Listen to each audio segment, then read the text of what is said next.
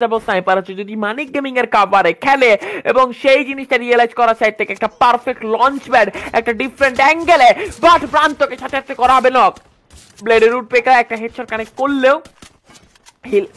hill করা দরকার প্রান্তকে নিজেরা একটু এক্সপোজ হয়ে গিয়েছে 2-3 সাইড থেকে এখন ড্যামেজটা তারা খাবে পর্যাপ্ত ওয়াল তাদের থাকতে হবে ছোট্ট একটা পাথরের কাভার তো আছে একটা ফিক্স কাভার ছোট্ট করে একটু তো আছে বাট ইটস নট ইনাফ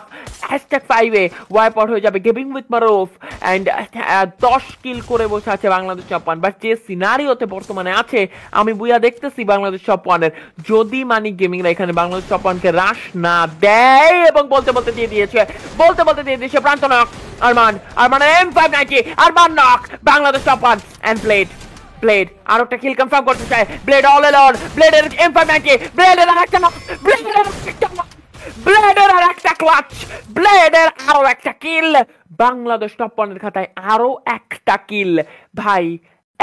মানে অ্যাজ এ রাশার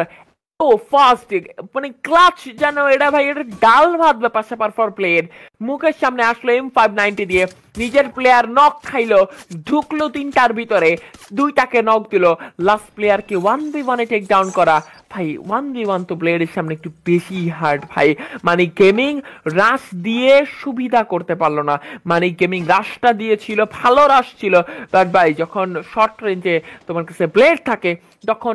ফাইটটা সামলানো একটু মোটামুটি ইজি হয়ে যায় ফ্লেম থ্রোয়ার গুলো যাওয়া হচ্ছে টিএনএস রা প্রেসার ক্রিয়েট করতে চায় থ্রোয়েবলস গুলো চলে যাচ্ছে টিএনএস এর থেকে প্রান্ত এবং ব্লেড এখানে বেঁচে থাকবে মানি গেমিং এর উপরে গ্লো মেল্টার গুলো চলে যাচ্ছে মানি গেমিং তে তারা প্রেসারাইজ করতে চায় মানি গেমিং কিলটা যে কোনো মূল্যে নিতে চায় মানি গেমিং অনেক বেশি ড্যামেজ এন্ড মানি গেমিং জোনেই কিনা এলিমিনেট হয়ে যায় ধ্যানকে দেখতে পারো মানি গেমিং ফাইনালি ব্লেড এখানে টেক ডাউন করবে মানি গেমিং কে টিএনএস রাস্তা দিয়ে দিচ্ছে প্রান্ত সিফাতের ম্যাক্স 7 ব্লেডের M590 ব্লেডের আরো একটা নক ব্লেডের আরো একটা কিল ব্লেডের আরো একটা শট এবং আরো একটা kill it's a wipe out